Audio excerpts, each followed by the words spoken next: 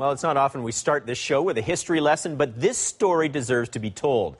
It's the Battle of Hong Kong, Canada's first battle of the Second World War, and it was brutal. 18 days of bloodshed ended in the defeat and capture of hundreds of Canadian soldiers by Japanese troops. But the nightmare continued for years, the torture, the human degradation. Today, the Japanese government apologized for the treatment of those Canadian prisoners of war 70 years after that disastrous battle.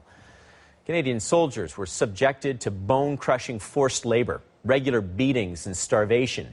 267 Canadian prisoners died in those camps, and many of those who survived were scarred physically and mentally for the rest of their lives, including George MacDonnell, a sergeant who lived through the Battle of Hong Kong in 1941.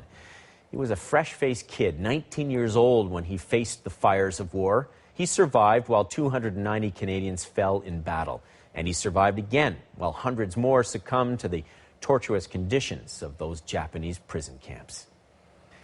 And George MacDonnell joins me from his home in Toronto. George, thank you so much for talking to us today. We appreciate this.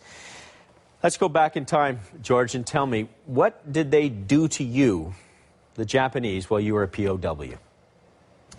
Well, I'm not anxious to talk about that very much. I survived one beating, which after the war led to the incarceration in a Japanese prisoner, in a Japanese prisoner of 13 years apiece for my protagonists. So I had my share of brutal treatment from the Japanese. George, you say you're not anxious to talk about that, but why not? Well, I'll tell you, I'm much more concerned about the way the Japanese treated the non-combatants in Southeast Asia. After all, we were soldiers, and we had been in a bloody battle for 3 weeks with the Japanese, and you could hardly expect that we would be treated like Sunday school teachers. So I have some understanding of their treatment of us as captured soldiers. Secondly, the Japanese never surrender, and they never give any credence to anybody who does, so they considered us less than human. And I'm much more concerned, if you're interested in the apology of the Japanese to the Canadian ministers and the veterans there in Tokyo today, I'm much more concerned about the benefit of this apology to the Japanese, because it's about time for them that they began to acknowledge their behavior during World War I instead of denying that any of this happened. And so I'm hopeful that this apology is going to lead to an opening up of what to them heretofore has been completely denied as ever having taken place at all. But George, has that been a sore point for you, the fact that they wouldn't or couldn't apologize until now? Yes, but it's been far more damaging for them. You can't have a culture that grows and is healthy with incoming generations if you block out from them 4 or 5 years, critical years of their history, and tell a pack of lies about it. And so I've always hoped that they would begin to face up to what happened in the captured territories, of which there were 14, including China. But George, as you know, there were almost, 2,000 Canadian soldiers that were sent over to defend the British colony. Most of those people who were taken captive they are now dead.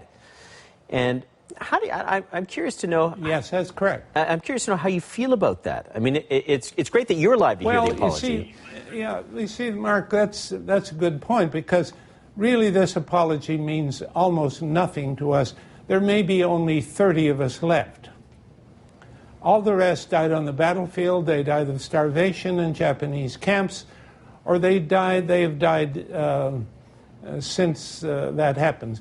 The Japanese have been denying what happened in Southeast Asia for 70 years now. George, can you forgive your captors for what they did to you? Yes, absolutely. I have no hatred for them at all. The Japanese people, the civilians that supervised me when I was doing slave labor, they were just as humane as they possibly could be under the circumstances. The Japanese military was just the opposite, completely out of control, the most savage behavior you can imagine.